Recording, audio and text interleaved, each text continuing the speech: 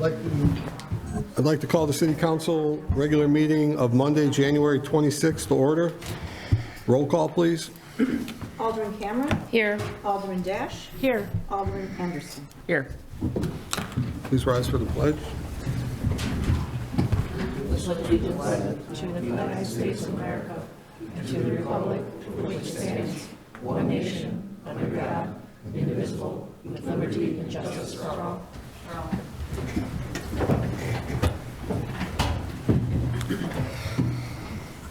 Approval of minutes. We need a motion to approve the January 12th, 2026 City Council meeting minutes and the January 12th, 2026 executive session meeting minutes. So moved, Anderson. Second, Cameron. We have a motion and a second. Any questions or comments? Roll call, please.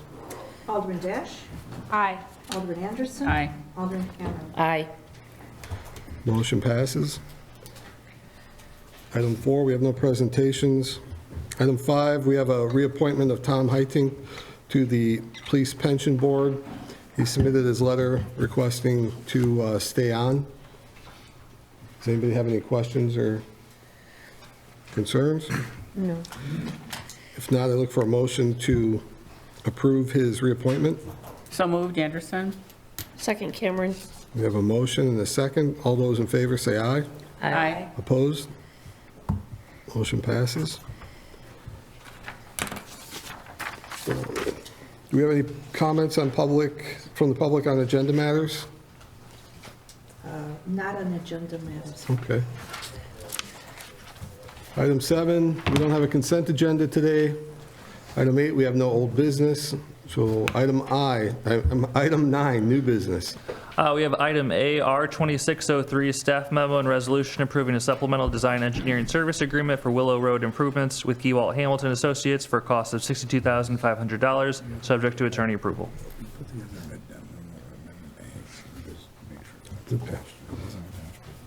We're going to make it subject to your review. Okay. So we need a motion to approve resolution R 2603, subject to attorney approval.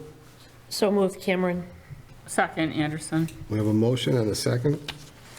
I can, You want to go over it? yeah, thank you, Mr. Mayor. As the council might remember, the city originally was going to do a raising of Willow Road in Owen Court, and we were delayed by Cook County on Willow Road, so we ended up doing Owen Court on our own. So all that's remaining is the raising of the Willow Road improvement. Willow Road is a Cook County road, even though it runs through the city of Prospect Heights. It's under the jurisdiction of Cook County. So the city is in a partnership with Cook County and the Metropolitan Water Reclamation District to get this project done. Unfortunately, the soil boring that they found underneath where the culverts are going to be placed was soft soil. So Cook County is requesting that we do a little bit more engineering design on it and put a structural foundation on there for the culverts so that there's no sinking or that in the future. So this is above and beyond what we originally had budgeted for. We are about $600,000 on this project. MWRD is 1.8 million, and the rest is being taken care of by Cook County. I just wanted to give you an overview of it because we're going to have to go and do supplemental design engineering in order to increase the structural foundation to the tune of $62,500. We do have our engineer here, Dan Strahan, to answer any technical questions. So Dan, if you want to come up. So that is on the council's agenda for right now. This is supplemental engineering so that we can meet the requirements of Cook County for the Willow Road Improvement Project. Dan, if you want to add anything or... I guess just to provide the technical background, we had a sub-consultant, GEI, perform some geotechnical modeling on the overburden.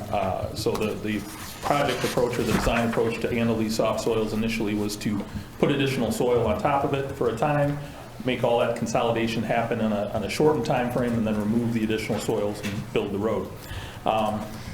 GEI was able to do modeling to demonstrate that this would work, this approach would work, but the county still has questions about the culvert itself, not the rest of the roadway. So really, they're looking for a design that would drive timber piles into the ground, have a concrete cap on those timber piles, and that would support the culvert. So that's it in a nutshell. The council may also remember that one of the key things we put in the agreement was an off-ramp, that if we decided for whatever reason this project was getting out of hand financially, that we could walk away from it. It's not something staff recommends. It's a project that we feel is important.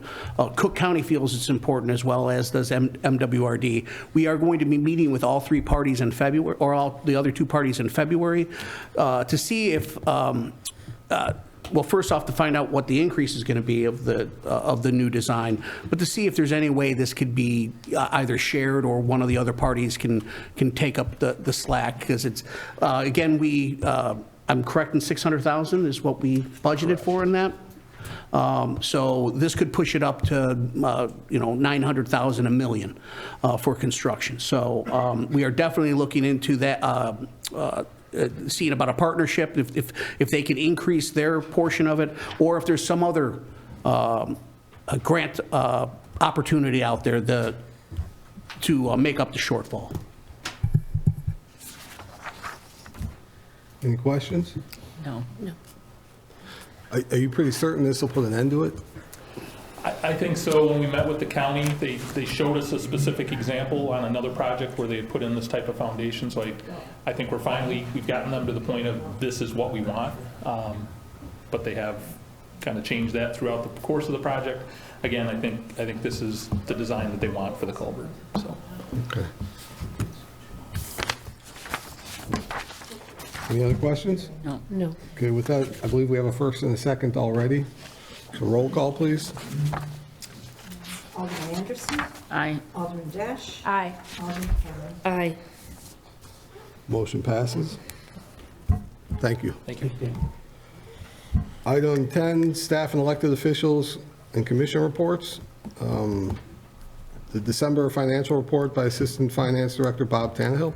Thank you, Mayor and council members. I'd like to present the December financial report. We are 8 months into our fiscal year. At this point in time, the city total revenues represent about 53% of the budget, while expenses are 70% of the budget. Some of the highlights on the revenue side are sales tax, non-home rule sales tax, video gaming, and interest income, which are all exceeding 75% of budgeted levels. Our income tax revenues remain strong, consistent with prior years. Tourism revenues are about 94% of budget, primarily due to the conservative revenue assumptions we made at budget time. So it's good to see that the tourism numbers are up there. On the expenditure side, all general fund department expenditures are generally tracking or below expected levels. Tourism, water, and sewer fund expenditures remain under budget, primarily due to timing of grant disbursements, equipment purchases, and capital improvements. The overall outlook for December, City Prospect Heights remains in stable financial position. Revenues performing are above expectations in key areas, and expenditures remain controlled.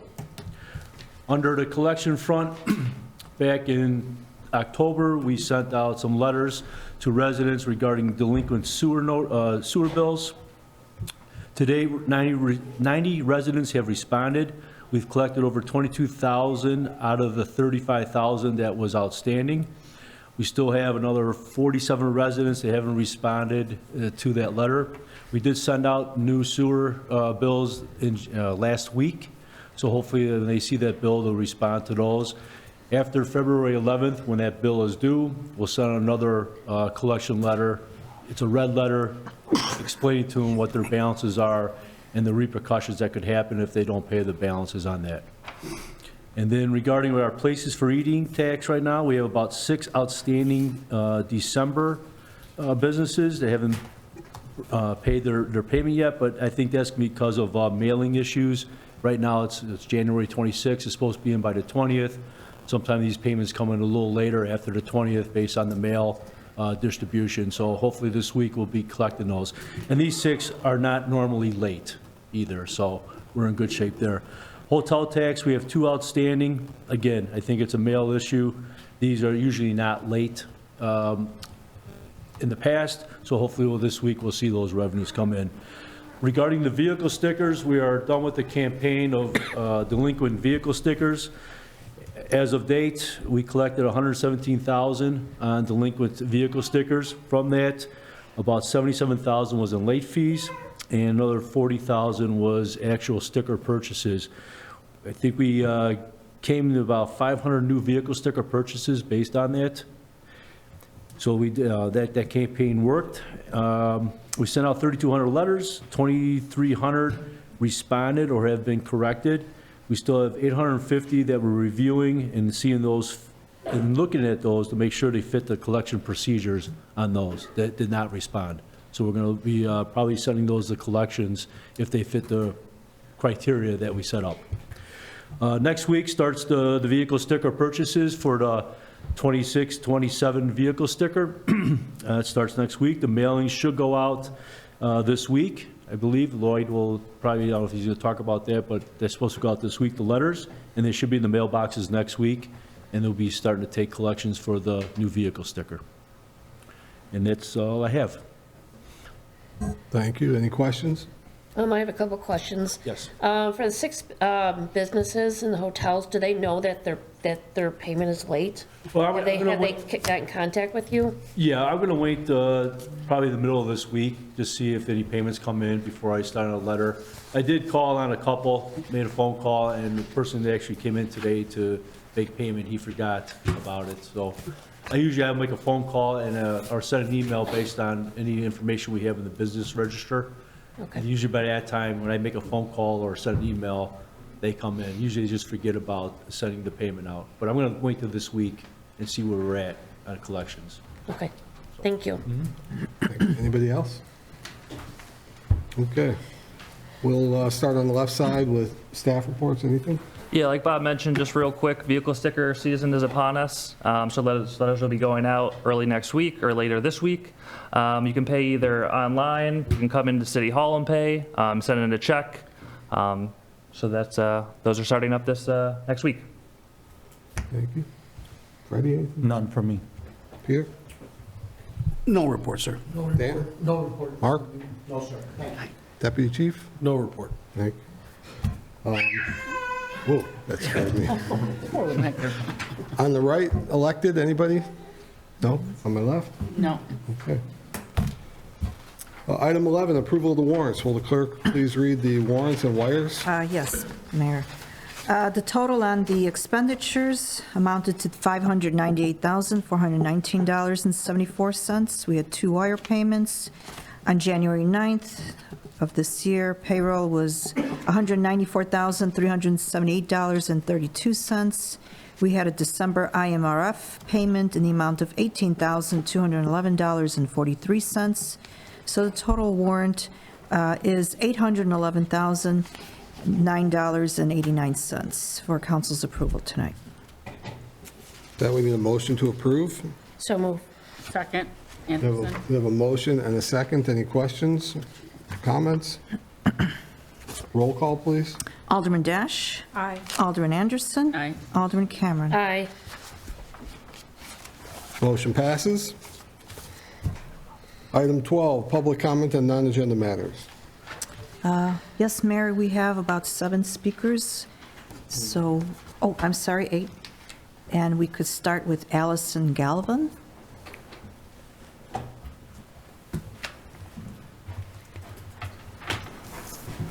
Do I need to state my name or give any information? Just your name. Okay. My name is Allison Galvin. Full-time, I'm a case manager at Wheeling Township, so I serve a lot of the residents in Prospect Heights. Prospect Heights is home to roughly 15,500, 15,700 residents in 2024, with an increasing diverse population, Hispanic or Latino community, about 41% of residents born outside the United States, according to recent American Community Survey estimates. The council has often emphasized public trust, operational clarity, and resident accessibility through investments in technology, records management, and language access. Those commitments are especially important given that the current composition of this governing board does not fully reflect the demographic makeup of the community it serves. That reality places an even greater responsibility on the council to ensure that policies actively protect and include voices that may not be proportionally represented at this table. Research in JAMA Pediatrics 2024 demonstrates that exposure to immigration enforcement produces measurable harm, including increased anxiety, depression, and family conflict among Latinx youth. When enforcement activity or surveillance occurs without clear limits or transparent policy, it undermines the very public trust this council has worked to strengthen. For this reason, symbolic resolutions are not sufficient. I urge this council to adopt an enforceable ordinance prohibiting ICE from staging, parking, or operating on municipal property. Under Illinois Home Rule Authority, Prospect Heights has broad power to regulate the use of its own property and establish operational boundaries that protect public welfare and resident accessibility. Such an ordinance would not interfere with federal law. It would simply provide clarity about how local resources are used. I also encourage the council to adopt ordinances regulating drone use and flock safety cameras. As Prospect Heights modernizes technology systems, it is equally important to set clear safeguards against surveillance practices that erode privacy and disproportionately harm immigrant families. When we say resident, we mean anyone who lives, works, raises a family, owns or rents a home, or contributes to this community, regardless of immigration status. Upholding resident accessibility and public trust means ensuring every resident can participate in community life without fear of surveillance or enforcement. These actions would align Prospect Heights policies with its stated values of transparency, accountability, and equity, and would strengthen, not weaken, community trust. Thank you for your time and consideration. Thank you.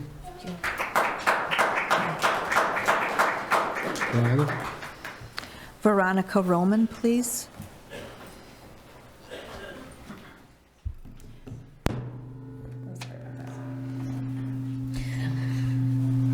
Oh, maybe pick your phone up. I see. Okay. Airplane mode. Yeah, if you put it on airplane mode, it'll go Gotcha. away. Apologize. Okay, Oh, so I'm just maybe gonna not. leave it over here. So, good evening. My name is Veronica Roman. I'm a local State Farm agent based in Wheeling, and I've had the honor of serving this community in Prospect Heights for over 20 years. I'm also the founder of Wheeling Strong, a grassroots community movement that began in October 2025. But tonight, more than any title, I'm simply here as a neighbor. I'm here to listen, I'm here to support, and I'm here because I believe in something that still matters. That when a community stands together, hope becomes more than a word. It becomes something that you can actually feel. I want to acknowledge that the weight of the moment that we're in, these aren't easy conversations. They are issues that are complex. The emotions are real, and for many families, the fear and fatigue are real too.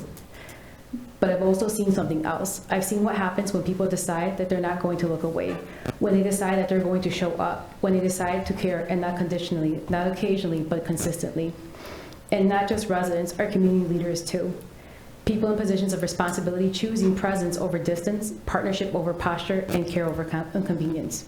On October 20th of 2025, when our community first showed up together at the Wheeling Village Board meeting, I stood in the role of a community liaison, helping bridge communication between residents, leaderships, and community partners.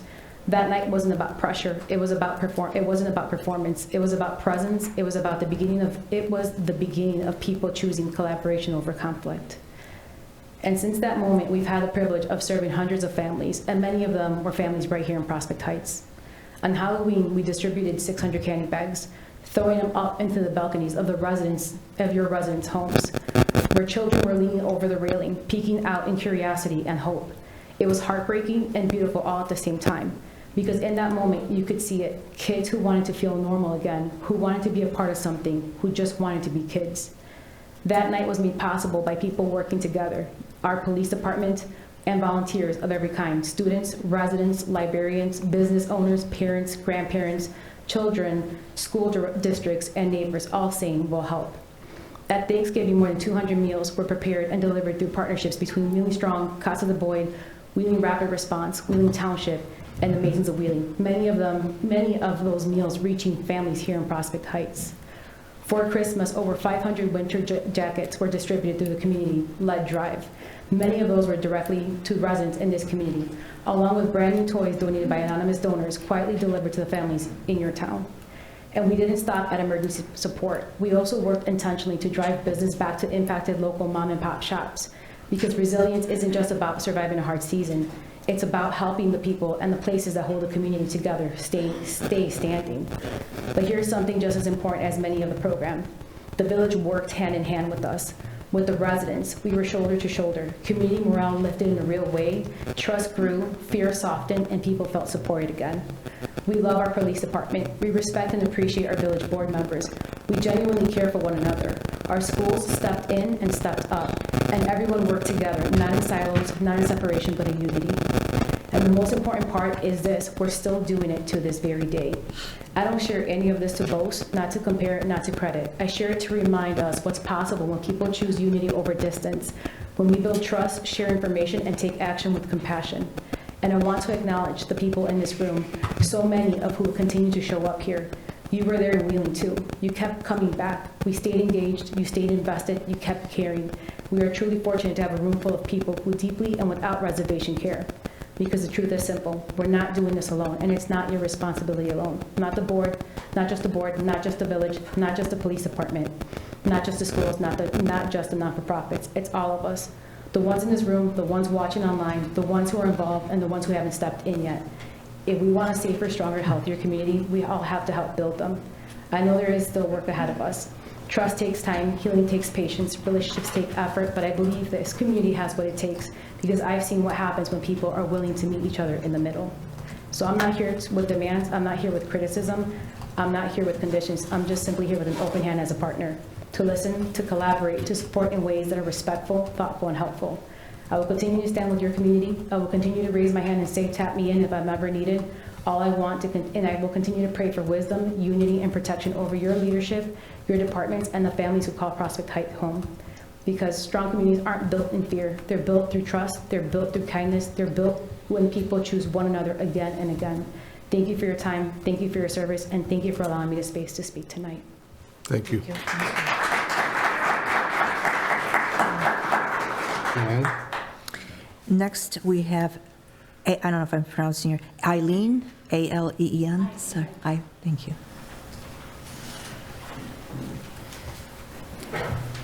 Good evening, board.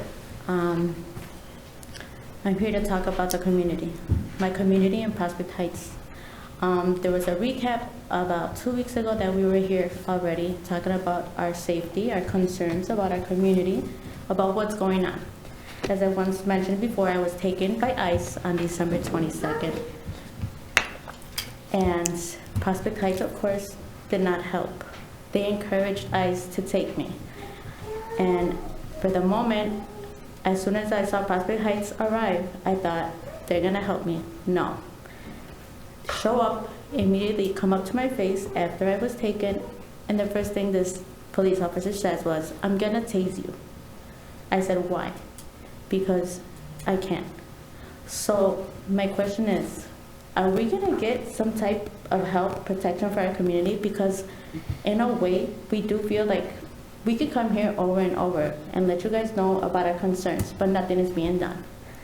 Some of you, of course, take a look at us, laugh, and think it's a joke that we're asking for help. We as a community have to stick together because nobody else is gonna help us.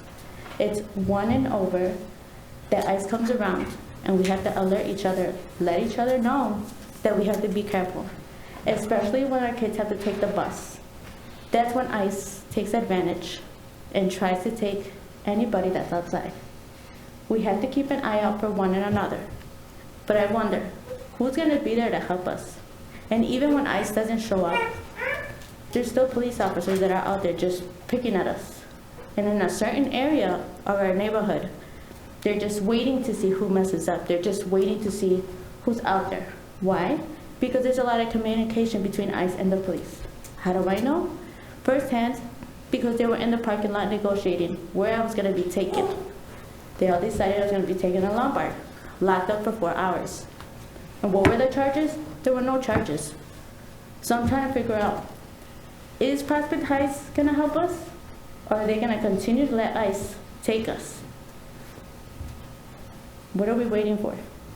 Are we gonna get some type of help and eat, and even being a US citizen? That didn't matter.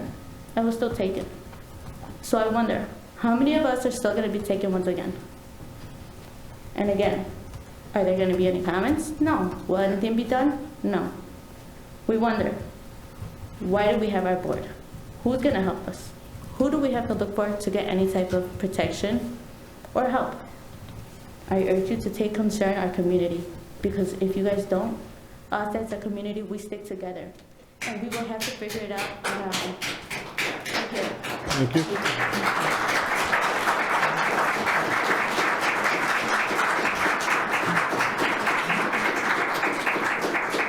Daniela, please, if you can.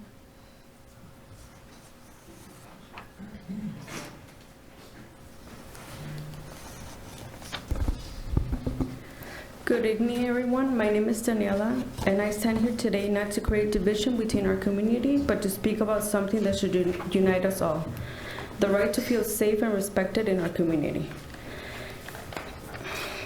Let me begin by saying that I, like most of us in this room, agree on agents enforcing the law and getting criminals out of our streets. But we do not agree on the way they are doing it, by operating freely on our neighborhoods, on our streets, and our private property with our consent. No one should fear being stopped, questioned, or detained simply because of how they look, the language they speak, or where they live. When enforcement happens without clear limits, trust between residents and local institutions break down.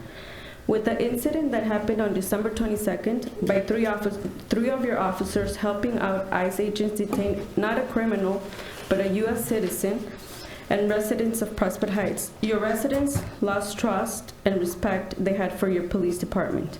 They no longer feel protected. They no longer feel the protection they should feel by them. Instead, your residents fear them, and this doesn't make Prospect Heights any safer.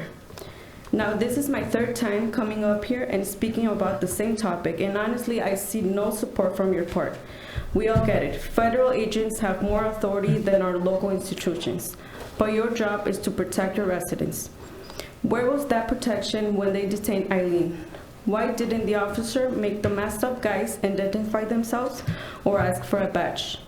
They saw the force they were using on her, 3 guys on top of her.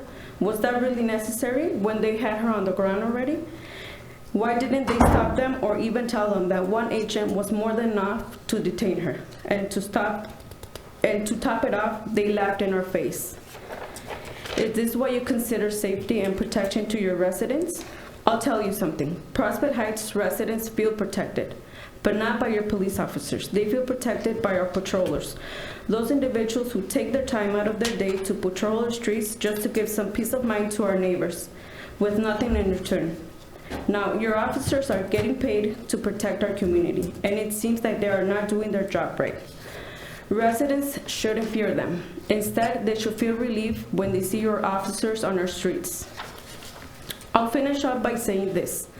I really hope you guys take some action this time around and start gaining your residents' trust once again. And to the police department, I know you guys could do better. Thank you.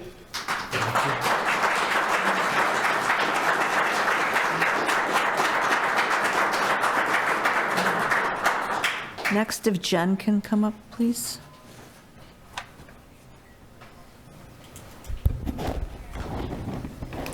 Good evening, board members. Many of us are here today because we have seen the videos circulating online and have spoken with our neighbors, our friends, our family about recent events and their experiences. We respectfully request that the board, in partnership with the Prospect Heights Police Department, develop a clear plan of action in order to rebuild the trust that has been broken with the community. We ask for transparency. We live, we work, we play, we eat here. We want this to work. Given that approximately 60% of our residents speak another language and 40% of Prospect Heights are foreign-born, it is essential that this reality be thoughtfully considered and that resources be made accessible to all members of our community. We appreciate the city's recent website update, which we noticed, It includes a broader range of resources now, including immigration-related information.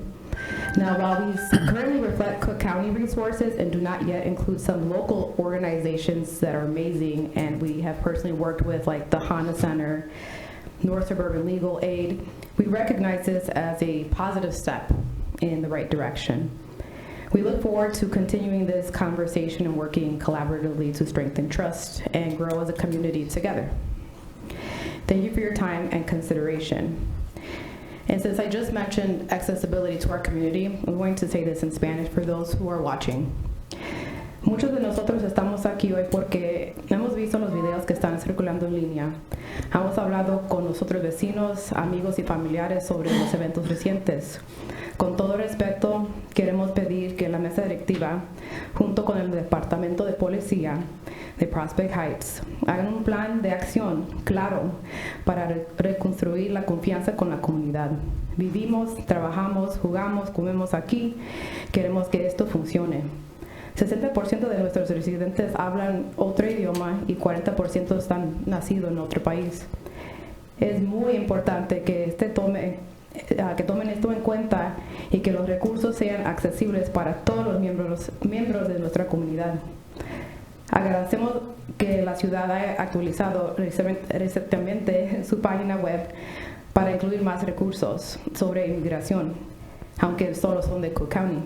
Hay otras organizaciones como HANA Center y Suburban North Legal Aid, pero reconocemos que este paso es en la dirección correcta. Esperamos seguir con esta conversación y trabajar juntos para fortalecer la confianza y crear como comunidad. Gracias.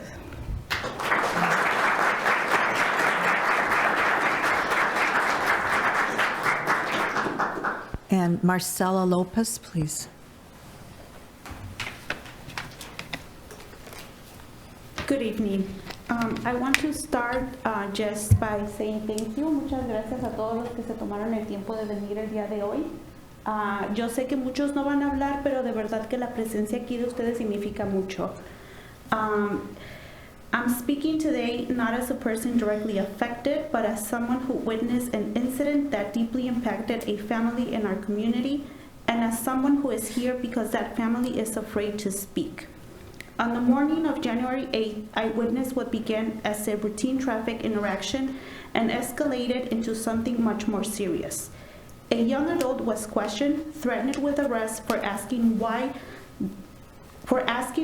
their threatened with arrest for asking why their ID was being requested. Despite of that, he ended being arrested. There was no warrant, there was no explanation, and there was no clear reason for the escalation. What stayed with me was not only the arrest itself, but the fear surrounding it, the uncertainty of not knowing where someone was being taken, what will happen next, or whether exercising basic rights will lead to further consequences. The person most affected does not want their name shared, not because they did anything wrong, but because they are afraid of retaliation, of being targeted again, and of what would happen if they speak. That fear is not isolated. In our community, there is growing awareness, based on repeated observations, that the presence of DHS changes how policing is carried out. When federal informants exist in the background, routine interactions feel heavier, more aggressive, and more intimidating, especially for vulnerable communities. People notice, people remember, people document. That is why the Trust Act is relevant and why it is on the agenda tonight. I also want to be very clear about something else. Regardless of the status, people in this community are taxpayers. They contribute, they work, they support local businesses, and they have rights. Money is not selective, taxes are not optional, and public safety should not be conditional. That is why conversations about DHS and the Trust Act are not theoretical. They are not political talking points. They are not about whether people feel safe enough to live their lives, to go to work, to buy a cup of coffee, or to ask for help without fear of consequences that go far beyond the original situation. Public safety should be consistent, it should be fair, and it should not depend on who someone is or who they are perceived to be. I am sharing this tonight to ensure awareness, to make it clear that community members are paying attention, documented what they see, and respecting local policies, including the Trust Act, to be respected in practice. Some people are not comfortable speaking publicly. Others can and will. Thank you for your time and for hearing this tonight.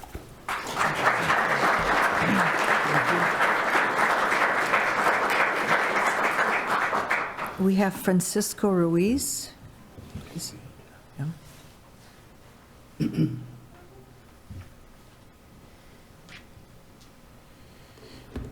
Good evening, board and trustees.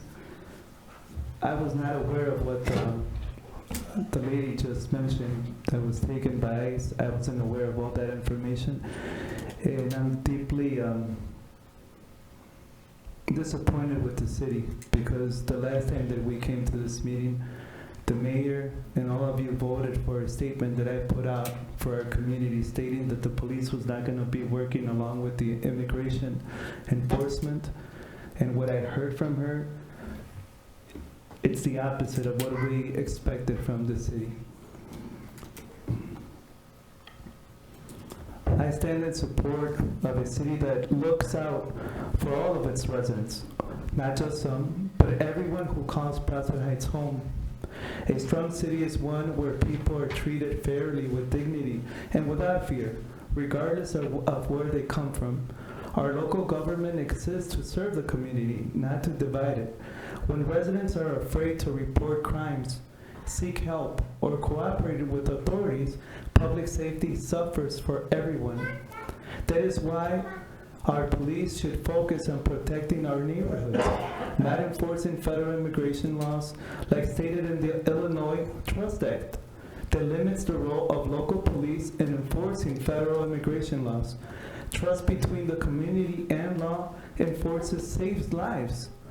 Tonight, I also take this opportunity to recognize the activists who have lost their lives standing up for justice and human rights. That could have been her. It could have been her. What happens in Minnesota, it could have been one of us. And it still could be one of us. We're not stopping of doing good. None of us here are stopping in doing what is just. We promote love, justice,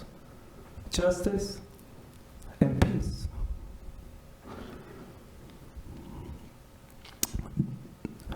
Those that lost their lives, those that have been arrested, those that have been followed or pursued because of what they're doing, have stood up for what they believe is right. We all deserve to live in a community where there is safety, respect, and where we have a voice. And today I would like to honor them by continuing their work. That's how we're going to honor those who have lost their lives because of this cause. Let us be a city that leads with compassion, with fairness and courage, a city that protects its people, values life, and chooses unity over fear. I will continue to do my part, to love God and my neighbor, for His glory, promoting His love, justice, and peace. God will bless the city at the extent that the city blesses its residents. Thank you. God bless you. Thank you.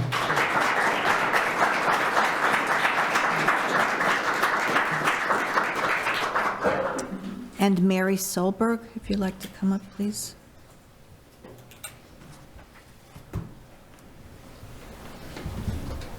Hi, good evening, everyone.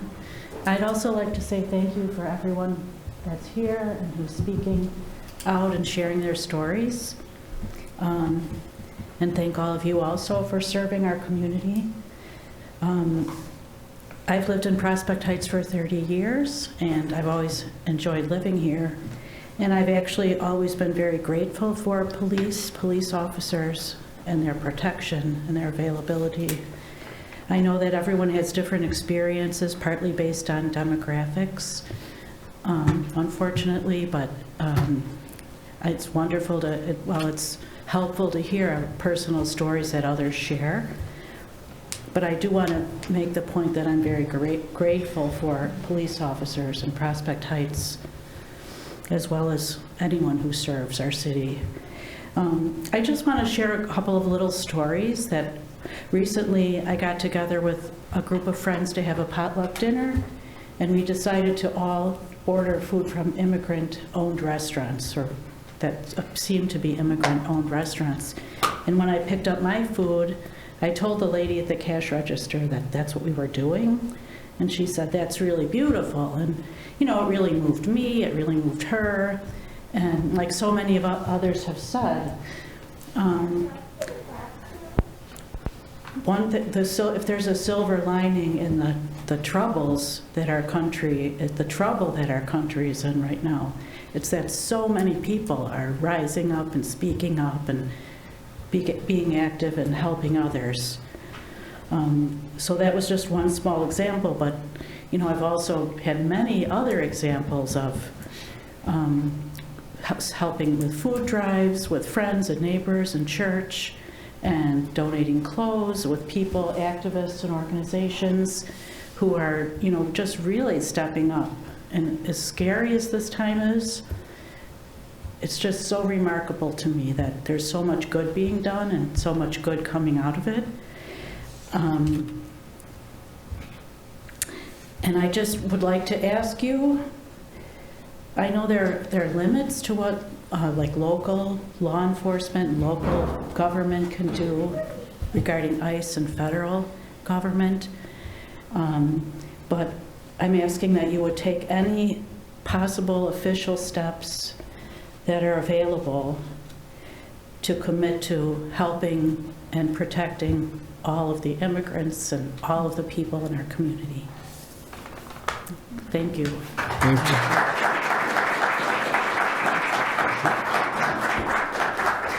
Okay, as you notice, we don't comment on what people say. We give you the free time to speak your mind and tell us your thoughts of what you see going on. I will say that the incident that was described in December was not what I saw. I saw the video of everything that could possibly be seen by it. It was not as being described here right now tonight. So I'm a little disappointed in that. I'm not aware of the January incident. I'd like to hear whoever that was after the meeting to come tell me exactly what that was. But I think it's important that sometimes people are passionate about what they see or what they feel, and what they then describe isn't exactly what's going on.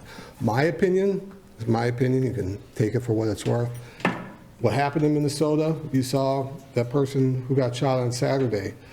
Had the Minnesota PD responded to the scene of that incident like our police did to the incident that happened in December, that person would be alive today, because what our police did was keep the people separated from each other in order for there not to be an escalation and a hands-on issue happen. So in my opinion, they did a great job with what they did. I know not everybody here has seen it to know what went on there, but you know, the Trust Act does not allow us to work with ICE. It does not. I don't know what version people are reading, but it doesn't allow us to work with ICE. We can't do anything with them. And there was no working with ICE. We don't work with ICE. So I don't know where that comes from, but you know, we don't, after the meeting I'll talk to you, but after the meeting we can talk about it, but I just wanted to comment to that. So tomorrow we have other meetings going on about the same issue, so we'll be talking about it more, but I'd appreciate it if the person who had the January incident could stay after and talk to me. So with that, we will go on to our next item. We don't have an executive session, so there won't be any action on that executive session. So our last item, 15, is adjournment. So can I get a motion to adjourn? So moved, Anderson. Second, Cameron. We have a motion and a second. All those in favor say aye. Aye. Opposed? We're adjourned.